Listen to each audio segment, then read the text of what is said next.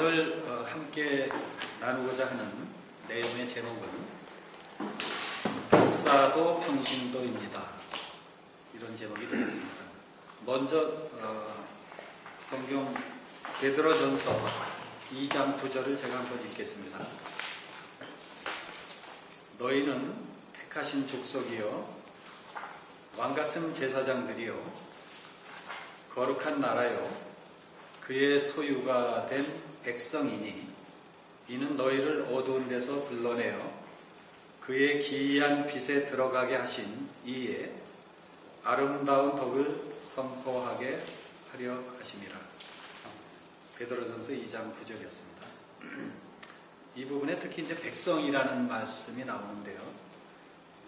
여기에 좀 주목해 주시면 좋겠습니다. 오늘 제목에서 보시는 것처럼 평신도라는 말이 나오는데요. 평신도라는 말의 그 영어 원어는 레이어티 또는 이제 좀 쉽게 말해서 레이맨 이렇게 합니다. 근데 이는 원래 헬라어, 그리스어 라오스라는 단어에서 나왔다고 합니다. 라오스는 뭘 의미하냐면 백성입니다. 그러니까 오늘 지금 본문에 있던 그의 소유가 된 백성이니 할 때 이 백성이 바로 라오스입니다. 그러니까 원래 평신도라는 용어는 백성에서 나온 거죠. 무슨 다른 특별한 어떤 선입관이나 부정적인 의미가 있는 단어가 아닙니다. 특별히 고대 교회에 이 용어가 출현한 것은 평신도와 성직자가 서로 구분되기 시작한 AD 2세기경으로 알려지고 있습니다. 사실 그 초기 교회 한 100년 동안은 이 교회 내에 뭐 평신도니 성직자니 하는 이런 구분하는 개념조차 없었습니다. 왜냐하면은 오늘 본문에서 보듯이 신약 교회에서는 모든 성도가 다 대등한 제사장의 신분이었기 때문에 그러니까 모두가 제사장이니까 뭐 특별히 성직자가 필요 없는 것이죠. 모두가 성직자입니다. 엄밀히 말하자면. 언젠가 제가 어느 대형교회 원로 목사님의 발언 가운데 자기 교회 그 장로님에 대해서 평신도라고 지칭하는 것을 들은 기억이 있습니다. 그때 저는 다소 충격을 좀 받았습니다. 왜냐하면은 목사도 사실은 성경의 근거로 보면은 가르치는 장로, 목사도 장로의 한 사람이거든요. 근데 왜 다스리는 장로는 평신도고 목회자는 평신도가 아닌 것처럼 지금 표현을 하고 있거든요. 더군다나 이분이 굉장히 그 책임 있는 대형교회 목사님이시기 때문에 저는 그 발언에 더 무게를 둘 수밖에 없었고 그게 부담이 됐었습니다. 그래서 어떤 분들은 목사는 별도로 신학과정을 이수하고 안수를 받았기 때문에 성직자라고 생각하는 분들이 있습니다. 그러나 정확히 보면은 목사만 안수받는 것은 아닙니다. 장로도 임직시 안수받고 안수집사도 안수를 받죠. 그러니까 안수를 받았다고 해서 목사가 특별한 성직자가 되는 것은 아니라는 것이죠. 신학 역시 마찬가지입니다. 신학을 공부한다는 것은 물론 레벨은 차이가 있겠지만 뭐 성경학교에서 신학을 공부했다고 우리가 그 사람을 성직자로 보지 않고 또 좀 더 극단적으로 보면 신학교 교수, 이분들은 평생 신학을 했지만 우리가 신학교 교수를 성직자라고 부르지는 않습니다. 그냥 교수죠. 가장 결정적인 사실은 본래 개신교에는 이 성직자라는 직책이 없습니다. 그러니까 우리가 지금 잘못 알고 있는 것이죠. 아, 목사는 성직자인가 보다 하는 것은 우리가 잘못 알고 있는 인식이지 공식적으로 개신교에는 성직자 직분이 없습니다. 이는 마치 그 16세기 종교개혁자들이 중세교회의 사제제도, 신부라 그러죠. 사제제도를 폐지한 것과 이제 같은 맥락이라고 볼 수 있습니다. 그래서 지금 개신교회 목사는 구약의 제사장도 아니고 신약의 사도도 아니고 중세교회의 사제는 더욱 아닙니다. 그래서 우리가 신약교회에서 목사, 장로, 교사, 집사 등의 직분을 마치 귀족과 평민을 구분하듯이 이렇게 신분으로 구분하는 것은 잘못됐다는 것이죠. 성경의 바른 가르침은 직분의 유무 또는 직분의 차이와 관계없이 모든 성도는 동등한 신분이다. 동등한 제사장의 신분이다. 이게 사도들의 바른 가르침입니다. 따라서 오늘날 어떤 목회자가 자신은 특별한 성직자 또는 사도나 제사장이나 사제와 비슷한 동급이라고 생각하거나 주장을 한다면 그 사람은 이미 그 사이비의 문턱을 넘어서고 있다. 이렇게 봐도 무방할 것입니다. 왜냐하면 특별히 이단이나 사이비는 거의 예외 없이 이 목사나 교주를 지나치게 과장하고 신성시해서 기필코 성스러운 존재로 이렇게 둔갑을 시킵니다. 포장을 하는 것이죠. 그래야 이제 추종자들을 자기 마음대로 조정할 수 있기 때문입니다. 그러나 예수님께서 스스로 대속제물이 되셔서 십자가를 지심으로 하나님과 우리 백성 사이에 중간자 역할을 하던 구약의 제사장, 구약의 성직자인 이 제사장이 이제는 더 이상 필요가 없는 것입니다.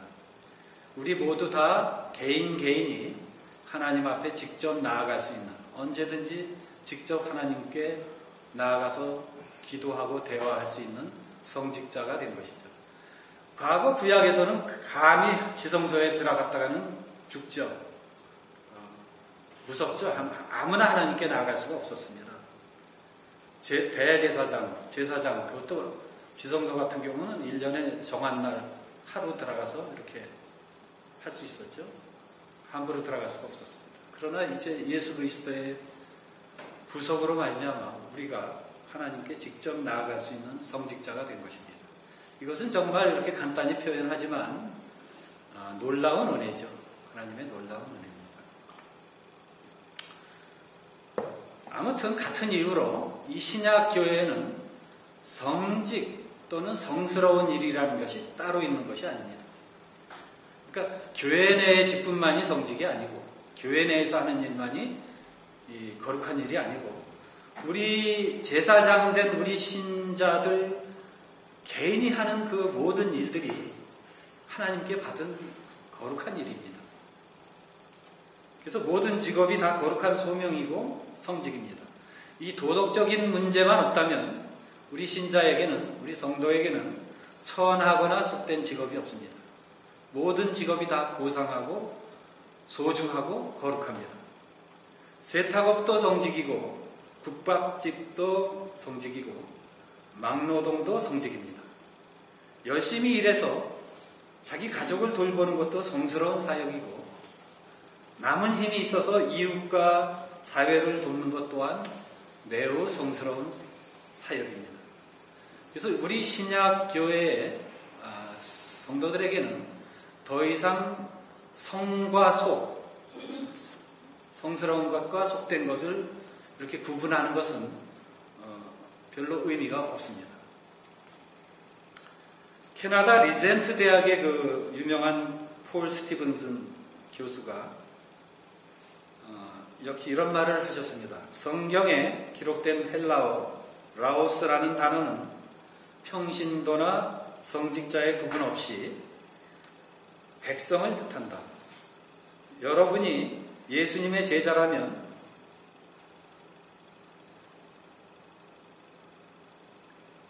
안수를 받은 것이다. 하나님에게서 보냄을 받은 사람들이다. 이렇게 말하면서 그는 목사와 평신도가 서로 다른 계급의 신분이 아니라 평등한 신도임을 강조한 바가 있습니다.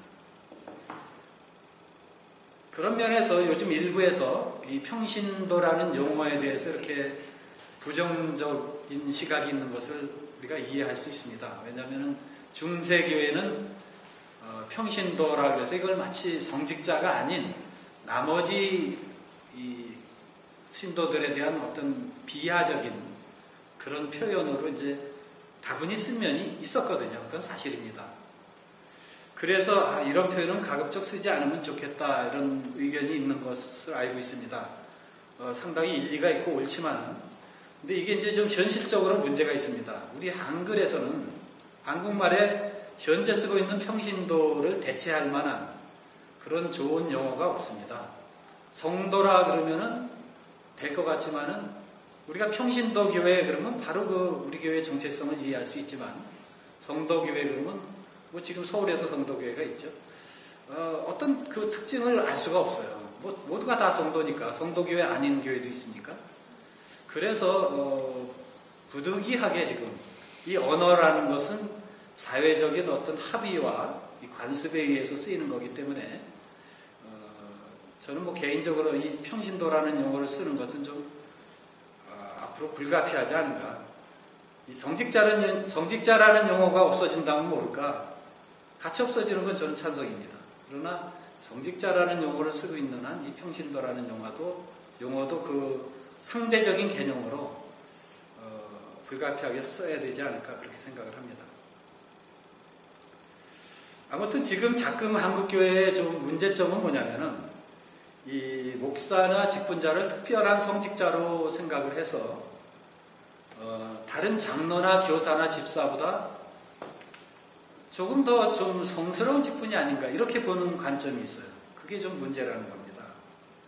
또 목회자 자신도 그런 분위기 속에서 스스로 자기는 다른 직분자보다 좀 우월한 신분으로 일부에서는 또 그렇게 자처하는 분들도 있습니다. 아주 심한 경우는 대놓고 뭐 그걸 아주 강조하는 분들도 있죠. 제사장한테 뭐 이러면 안 된다는 식으로. 그건 잘못된 그 개념에서 나온 거라고 생각을 합니다. 특히 과거 한기총의 그 어느 목사님이 그런 얘기도 하신 적이 있죠. 그 한기총 사태에 문제가 있을 때 법원에서 그 변호사가 이제 법원으로 나오라 그랬더니 그 변호사가 집사입니다. 근데 일개 집사가 자기를 오라가라 한다고 이제 발언을 해가지고 사회적인 물의를 일으킨 적이 있습니다. 이런 것은 그 목회자 속에 그 경직되게 들어있는 직분 우월 의식 그것이 작용한 게 아닌가 그렇게 생각을 합니다. 아무튼 신약교회에서 이 회중이 선택한 특정한 직분자를 우리 지금 신약교회의 직분자는 구약과 다르죠. 구약의 제사장 선지자는 하나님이 보내시고 하나님이 레위인을 지적하셨죠. 그러나 오늘날 목사, 장로, 집사 뭐 이거를 하나님이 지적하신 게 아니죠. 회중이 뽑습니다. 지금 우리 개신교에서요. 근데 회중이 선택한 어떤 특정인을 다른 사람보다 특별한 존재로, 우월한 존재로, 우월한 신분으로 이렇게 보는 것은 잘못된 사고라고 할 수 있습니다. 그래서 특정 직분자를 마치 타종교의 사제나 승려나 교주 또는 무당처럼 대우하여 다른 신도보다 우월하다고 두는 그런 생각은 그 비기독교적인 발상이라고 할 수 있습니다. 다만 우리는 성경에 명시된 대로 가르치는 장로, 가르치는 분들을 다른 직분자보다 이제 배나 더 존경할 자로 그렇게 이해하는 것은 옳다고 생각을 합니다. 그러나 우리가 스승을 존경한다고 해서 스승에게 모든 권한을 위임하지는 않습니다. 그건 마치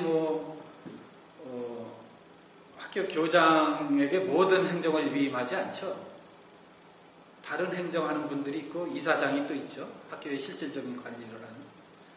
그래서 마치 문교부 장관이 대통령 행사에서 안 되는 것처럼 교육부 장관이 대통령 행사에서 안 되는 것처럼 목사도 교회의 교사로서의 직분으로 역할을 해야지 다른 행정이나 인사나 관리나 재정까지 관여하는 그것은 잘못된 관행이라고 생각을 합니다. 물론 신실하신 목사님들만 계시다면 뭐 그런 일은 일어나지 않을 거라고 생각합니다. 근데 현실적인 문제는 뭐냐면은 현재 무인가 신학교만 해도 300개가 넘습니다. 그리고 전국의 신학교에서 매년 수천 명의 목회자가 양산되고 있습니다. 더욱더 심각한 것은 수백만 원만 내면 정규 신학교 하기까지 자격을 만들어주는 그런 전문 중개업자들도 있습니다. 더 심한 경우는 며칠 만에 목사로 세탁해주는 그런 곳도 있다고 들었습니다. 그러니까 오늘날 왜 우리 한국교회가 이렇게 상처투성이로 만신창이 되었는지 쉽게 설명이 되는 것입니다. 여러 교단의 그 무리한 교세 확장 정책과 이 신학교의 난립으로 목사직이 갈수록 저급화하고 있다는 것이죠. 근데 여기다가 직분 우월 사상까지 더해지니까 교회가 아주 어려움을 겪고 있는 것입니다. 그래서 일부에서는 이 목회직이 뭐 종교 영업력, 아주 심한 표현이죠. 종교 영업용 직업 카르텔로 변질하고 있는 거 아니냐. 이런 따가운 비판까지 듣고 있습니다. 물론 목사직만이 문제가 아닙니다. 장로나 집사직 역시 만성적인 그 직분 우월 사상이 거기도 침투해 있습니다. 그래서 직분자는 근본적으로 섬기는 자인데 뭐 드물기는 하지만 장로가 돼서도 이렇게 목이 뻣뻣하신 분들 가끔 있죠. 그건 잘못된 것입니다.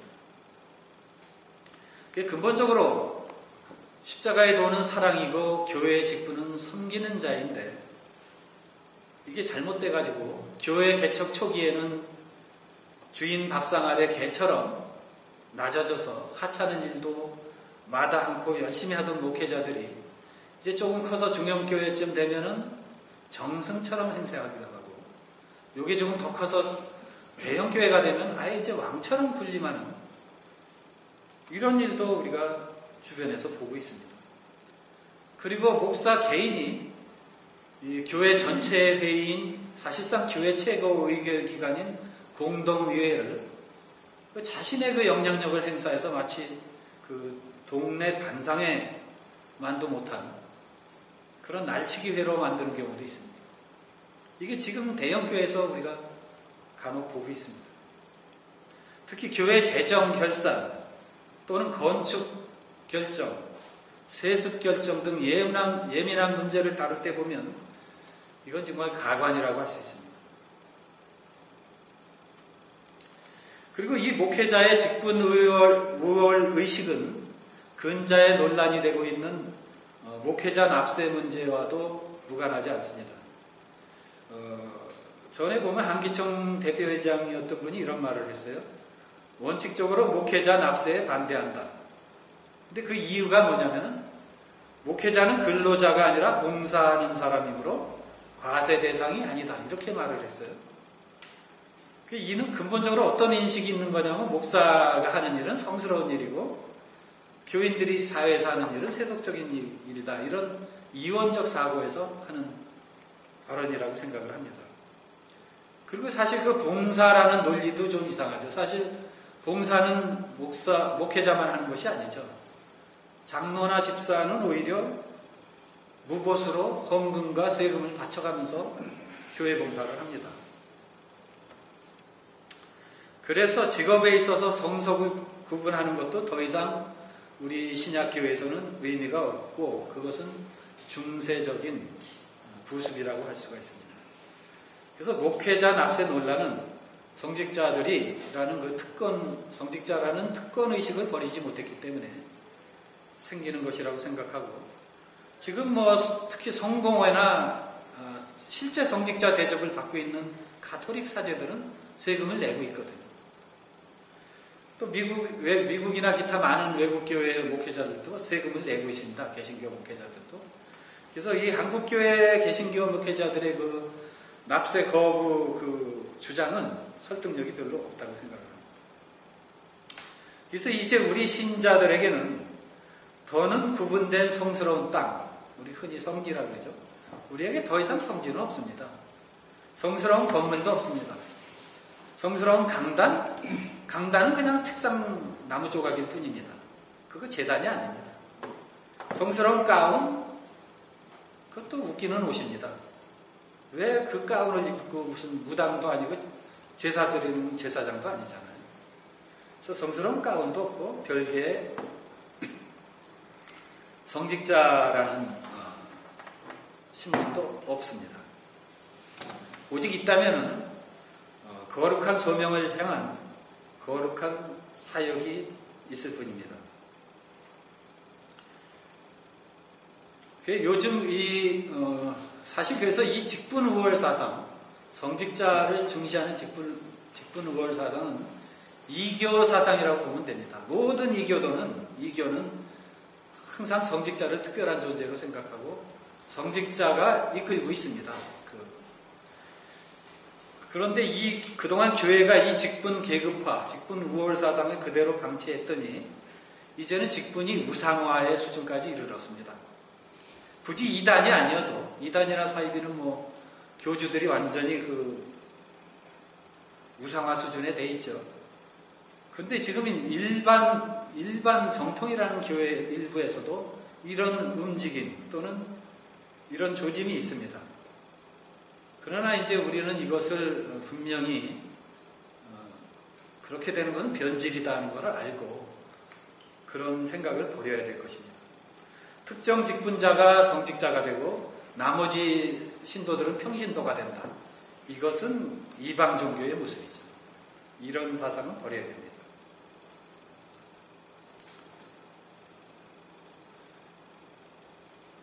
그래서 거룩한 교회 내에서 어떤 특정 직분을 계급화하거나 우월화하는 것은 그건 진리를 대적하는 것입니다. 우리 사도들조차도 자신을 특별한 존재로 그렇게 얘기 안 했죠. 사도들도 다 서로 형제라고 불렀습니다. 형제의 예로 대했고, 그래서 감히 사도들도 넘보지 않은 그런 행세를 해서는 안 되겠죠. 그래서 우리 성도들에게는 이제 땀 흘려 일하는 모든 직업이 다 고상한 성직이고 모든 성도가 다 거룩한 소명을 지닌 성직자라는 그런 깊은 자각이 있어야 할 겁니다. 그래서 어떤 전제하에서라도 만일 누가 장로가 평신도라고 부른다면 평신도 맞아요. 사실은 다 평신도죠. 그렇다면 당연히 목사도 평신도입니다. 우리 개신교는 요약해서 말하자면 모든 성도가 다 성직자의 신분이고 그렇기 때문에 모든 성도가 다 평신도입니다. 다 평등한 신도입니다. 그 사도 바울은 특히 에베소서 3장 8절에 그 사도이면서 정말 신약 성경의 반 이상을 쓴 위대한 사도인데 자신을 뭐라고 얘기했냐면 모든 성도 중에 지극히 작은 자보다 더 작은 나 이렇게 표현을 했어요. 이걸 저는 과장으로 보지 않습니다. 사도 바울은 정말 자신을 죄인의 괴수라 그랬죠. 그게 사도 바울의 진심입니다. 또 모든 성도 중에 지극히 작은 자보다 더 작은 나 이게 사도 바울의 과장 없는 그 진심이고 우리 모든 교회 사역자들은 그런 마음을 가져야죠. 사역자든 아니든 성도가 다른 성도를 나보다 존귀히 여기고 귀하게 생각하는 이것은 성도로서 당연히 마땅한 바라고 생각을 합니다. 이제 결론을 말씀드리겠습니다. 존재의 성립 그 자체로 비성경적인 것이 있습니다. 우리 주변에는 그런 것이 있습니다. 그 중에 하나가 바로 중세교회의 사제 제도였습니다. 그 제도 자체가 비성경적입니다. 그런데 오늘날 목사 제도 또한 그 위험한 경계선을 수시로 넘나들고 있습니다. 우리는 이제 분명히 해야 될 것이 개신교 목사직은 신약 성경의 교사 그 이상도 그 이하도 아니라는 그런 자각이 있어야 될 것입니다. 또한 우리 개신교회는 모든 신도가 성직자이기 때문에 거기에 위에 군림하거나 그 위에 지배하는 또는 그 위에서 간섭하는 특별한 어떤 신도나 직분이나 성직자는 결탄코 없습니다. 우리가 진리 안에 자유해야 하는 이유가 또한 거기에 있습니다. 다만 이때면은 사랑과 섬김으로 가슴이 불타는 사역자들만이 있을 뿐입니다. 이제 마지막으로 베드로전서 2장 9절을 다시 한번 읽겠습니다. 우리가 하나님의 백성이 됐다는 것은 어떤 신분이냐? 왕같은 제사장의 신분입니다. 우리 평신도는 비하하는 용어도 아니고 특별히 특권화한 용어도 아닙니다. 평신도는 백성입니다. 평신도는 평민입니다. 이 평신도라는 용어에 대해서 우리가 어떤 우월의식을 느낄 필요도 없고 그거에 대해서 반대로 열등의식을 느낄 필요도 없습니다. 평신도의 원어는 백성입니다. 라오스입니다. 하나님의 백성, 하나님 나라의 백성입니다. 베드로전서 2장 9절 너희는 택하신 족속이요 왕같은 제사장들이요 거룩한 나라요 그의 소유가 된 백성이니 이는 너희를 어두운 데서 불러내어 그의 기이한 빛에 들어가게 하신 이의 아름다운 덕을 선포하게 하려 하십니다.